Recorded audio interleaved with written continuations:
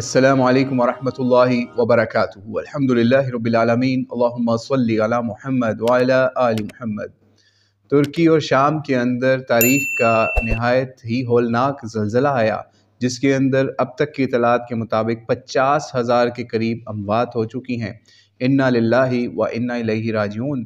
तो इस मौके के ऊपर पाकिस्तान से भी कुछ लोगों ने इमदाद के लिए टर्की का सफ़र किया, जिसके अंदर सर फहरिस्त हमें सिर्फ़ एक जमात नज़र आई, जो कि जमात इस्लामी का अल खिदमत फ़ाउंडेशन है।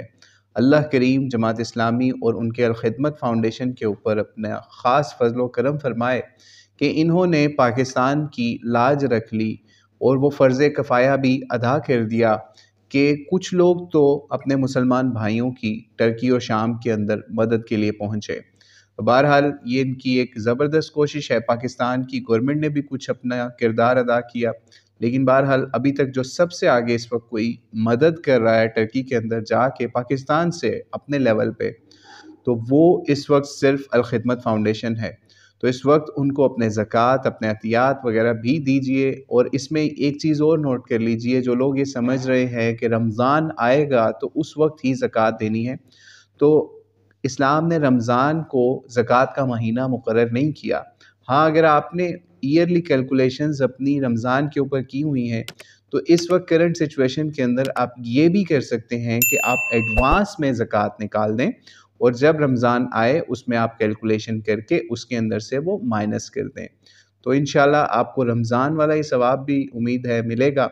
तो बहरहाल इस वक्त मुसलमान हमारे बहुत ही बुरे हाल में हैं, शाम के अंदर भी और टर्की के भी कुछ इलाकों के अंदर। तो उन सब की मदद के लिए अपने हद तक कोशिश कीजिए। और इसमें एक और बड़ा अजीब व गरीब वाक़या पेश आया, वो ये कि एक पाकिस्तानी बिजनेसमैन बताया जाता है, उसने अपना नाम ज़ाहिर करने से मना किया। वो टर्की की एम्बेसी में गया, ग़ालिबन अमेरिका में, और उसने $30 मिलियन का डोनेशन दिया है।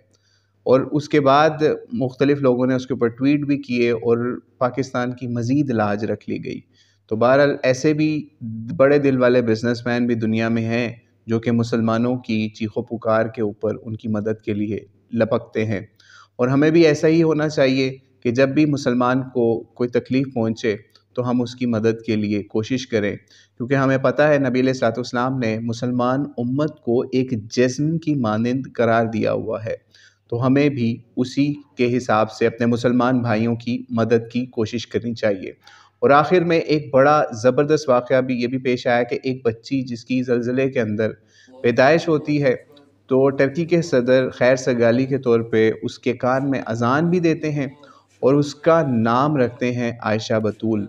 तो हम वो वीडियो भी थोड़ा उसका क्लिप आपको दिखा देते हैं, आप अपनी स्क्रीन पर देख रहे होंगे।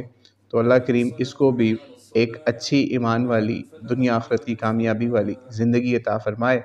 और जो लोग भी इस ज़लज़ले में शहीद हो गए या वफ़ात पा गए, अल्लाह करीम उन तमाम मुसलमानों की मग़फ़िरत फ़रमाए और उनके जो भी रह गए हैं लवाहिकीन, उनको सब्र जमील अता फ़रमाए।